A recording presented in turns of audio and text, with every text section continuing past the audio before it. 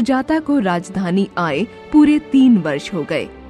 उसका इकलौता बेटा पीयूष यहाँ के सबसे बड़े अंग्रेजी दैनिक का प्रधान संपादक है। पीयूष, उसकी पत्नी सुगंधा और युवा बेटी साक्षी सुजाता को लेकर कुल 4 प्राणी हैं। शुरू में उसे थोड़ा अजीब लगा था। कहाँ सारी जिंदगी उसने बंगले नुमा घर में काटी थी।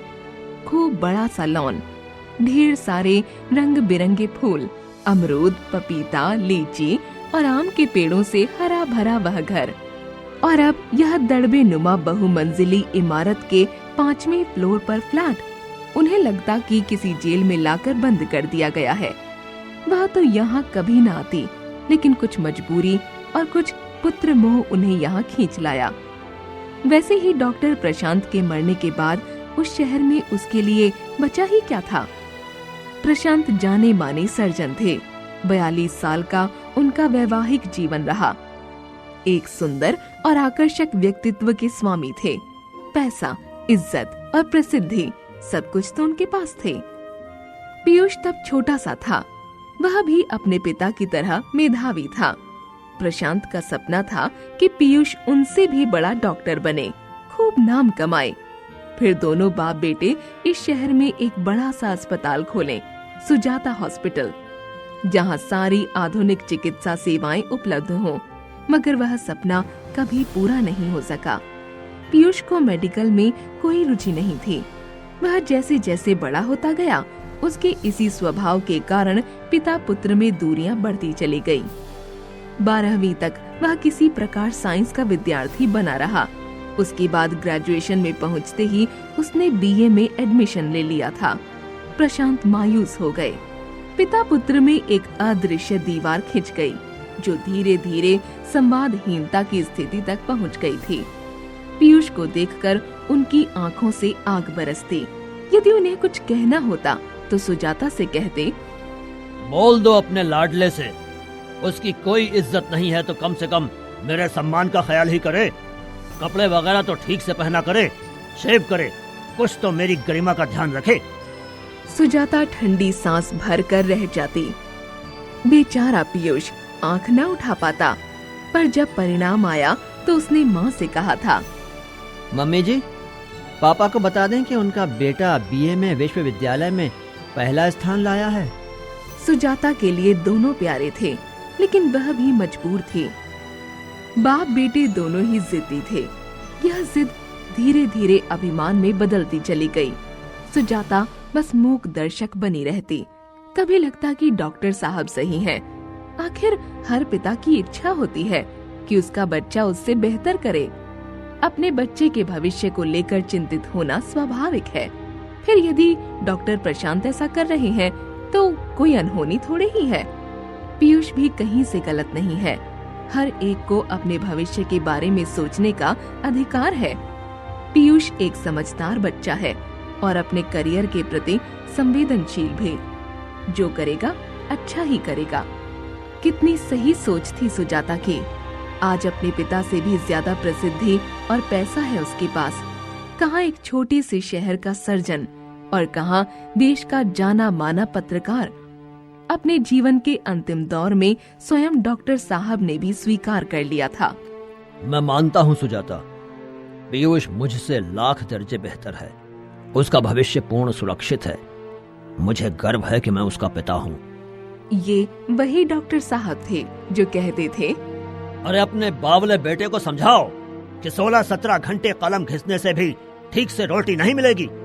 उसे समझाओ कि उसे मेरे साथ रहना है तो मेरी बात माननी होगी। प्रशांत का वह आखिरी हथियार था। उन्हें लगा था शायद ऐसा करने से पीयूष में बदलाव आ जाए, लेकिन ऐसा नहीं हुआ।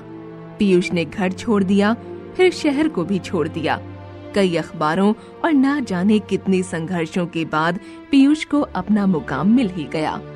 हाँ, नहीं मिट पाया तो पिता पुत्र के बीच का फासला।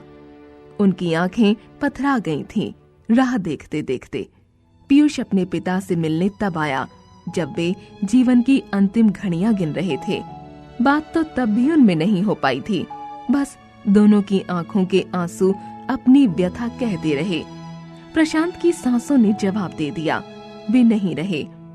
एक पिता का अंतिम संवाद था अपने पुत्र के लिए। बेटा, मैं पुराने विचारों का आदमी हूँ। नई पीढ़ी का नजरिया दूसरा है। हो सकता है मैं गलत रहा हूँ।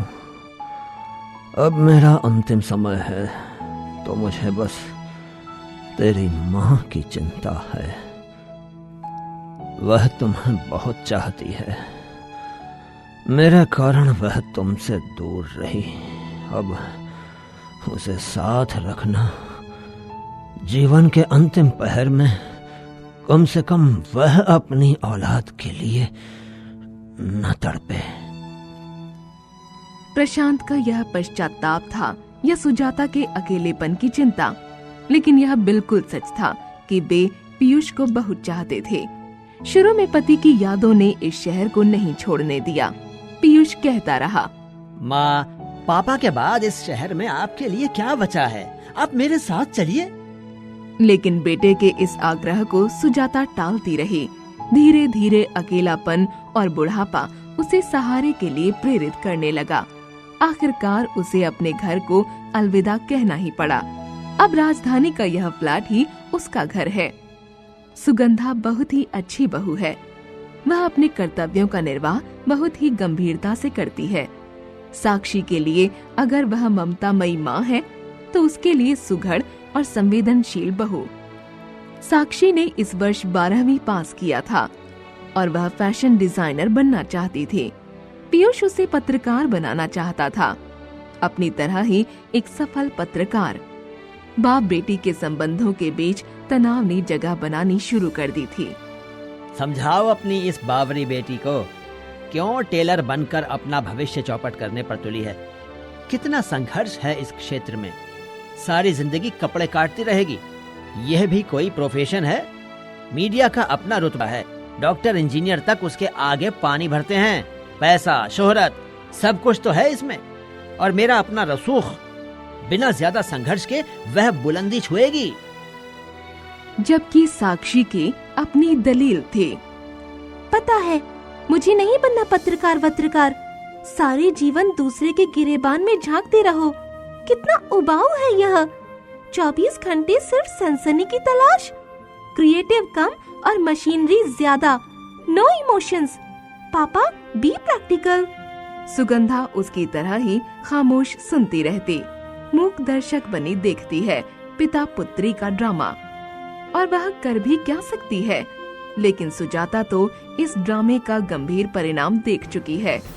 उसको फिर से दोहराया जाए, ऐसा वह कभी नहीं चाहेगी।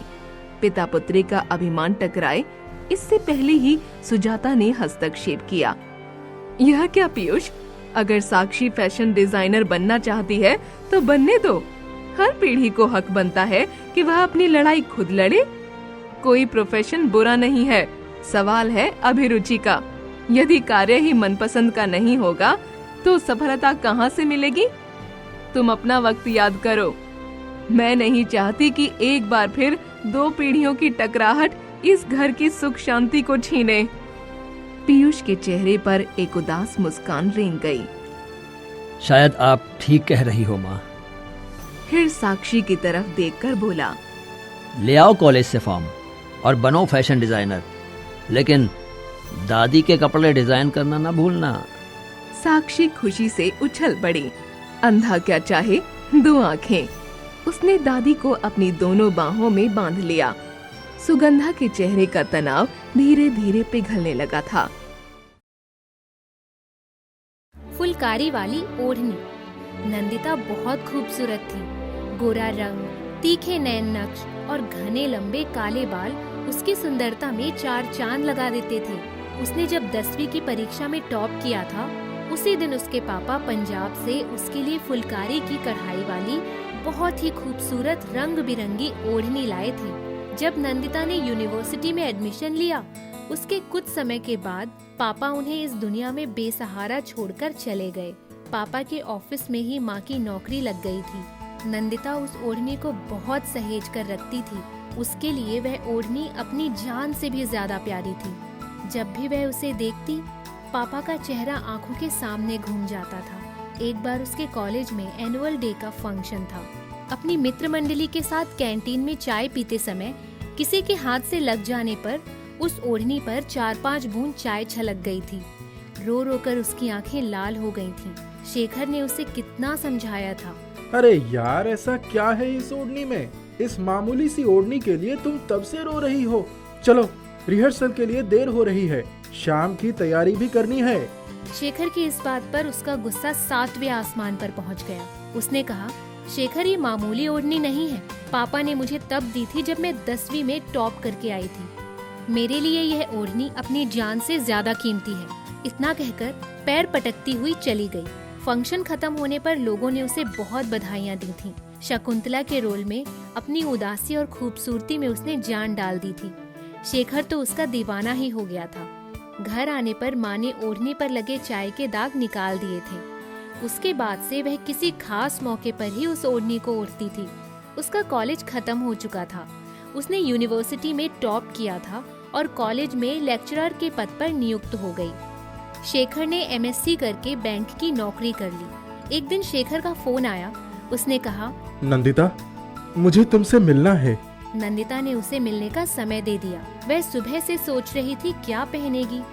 अलमारी खोलते ही फुलवारी वाली ओढ़नी पर उसकी नजर पड़ी। उसने मैचिंग सूट निकाला और ओढ़नी लेकर शेखर से मिलने चली गई। शेखर ने उसको देखते ही गुलाब का फूल देते हुए कहा, नंदिता, कॉलेज में हम रोज मिलते थे, तब पता नहीं चला कि तुम मेरे लिए कितना मायने रखती हो। अब मैं तुमसे शादी करना चाहता हूँ, क्या तुम्हें मंजूर है? नंदिता के गुलाबी गाल रक्तिम हो उठे। उसने गुलाब के फूलों को चूम लिया और मुस्कुराते हुए कहा, हाँ। दोनों की शादी हो गई। दोनों बड़ी खुशी खुशी अपनी गृहस्थी में रम गए थे। एक दिन नंदिता ने अपनी फुलवारी वाली ओढ़नी ड्राई क्लीनिंग में दे दी। जब लाने गई तो वो मिल ही नहीं रही थी। ड्राई क्लीनर ने कहा, मैडम, कल ले आना। उसने उसको इतनी बातें सुनाई थी कि शेखर को उसे चुप कराना पड़ा था। शेखर ने रसीद खुद रख ली और जब तक ओढ़नी नहीं मिली रोज दुकान का चक्कर काटता रहा। जिस दिन वह उसे लेकर आया, खुशी के मारे नंदिता रो पड़ी। उसने कहा, मुझे लगा था कि अब ये कभी वापस नहीं मिलेगी। शादी के 3 साल बाद जब नंदिता की बेटी हुई तो घर खुशियों से भर गया। नंदिता अपनी बेटी दिया को 1 मिनट के लिए भी अपने आप से दूर नहीं करती थी। उसकी छुट्टियां कब खत्म हुई उसे पता ही नहीं चला। 1 हफ्ते बाद उसे ज्वाइन करना पड़ा। उसने दिया के काम के लिए एक आया रखी, पर अकेले उसके ऊपर छोड़कर जाने की हिम्मत नहीं कर पा रही थी। शेखर ने कहा, देखो नंदिता, मेरे मम्मी पापा तो नहीं आ सकते, भाई की पढ़ाई है, हम तुम्हारी माँ को ही बुला लेते हैं, क्या कहते हो? नंदिता ने कहा, हाँ, ये ठीक रहेगा। माँ के आने से उसे काफी राहत महसूस हो रही थी। माँ दिया का पूरा ध्यान रखती थी। एक दिन जब नंदिता कॉलेज से आई तो माँ को परेशान देखकर बोली, माँ, सब ठीक है ना? माँ ने कहा, आज सुबह से दिया ने दूध नहीं पिया। मैंने तुम्हें 2 बार फोन भी किया था। नंदिता ने तुरंत दिया को गोद में उठाया और बोली, डॉक्टर को दिखाना होगा। उसने झटपट अपना बैग रखा, दिया को फुलवारी वाली ओढ़नी में लपेटकर डॉक्टर के पास चली गई। डॉक्टर ने दिया को देखकर दवाई दी और कहा, ठंड से बचाना। दिया की वजह से नंदिता ने छुट्टियां ले ली और दिया ठीक हो गई। रविवार का दिन था। सब आंगन में बैठकर धूप सेक रहे थे। तभी शेखर की नजर उस ओढ़नी पर पड़ी जो दिया के ऊपर पड़ी हुई थी। शेखर ने कहा, नंदिता, ये तो तुम्हारी सबसे फेवरेट ओढ़नी थी ना, कैसी हो गई? इसी के लिए तुम मेरे ऊपर कितनी नाराज हुई थी, याद है? ड्राई क्लीनिंग में जब ये कहीं गुम हो गई थी, इसी के लिए तुमने मेरी नाक में दम कर दिया था। रोज रोज चक्कर लगाने के बाद ये बड़ी मुश्किल से मिली थी। नंदिता और उसकी माँ चुपचाप शेखर की बातें सुन रहे थे। उसकी माँ ने कहा, बेटा, जब लड़की माँ बन जाती है ना, तो उसकी सारी ख्वाहिशें, सारी चाहतें उसके बच्चे तक सिमट जाती हैं। बच्चे के लिए वह अपनी जान की भी परवाह नहीं करती। इस ओढ़नी को अगर गलती से मैं इधर उधर रख देती तो मुंह फुलाकर मुझसे नाराज होकर बैठ जाती थी। नंदिता ने कहा, माँ, आज भी मेरी यह ओढ़नी मेरे लिए उतनी ही कीमती है। दिया को जब ये ओढ़नी उड़ा देती हूँ ना, तो मुझे एहसास होता है जैसे पापा की गोद में दिया सबसे ज्यादा सुरक्षित रहेगी। और उसकी आंखें नम हो गई थीं।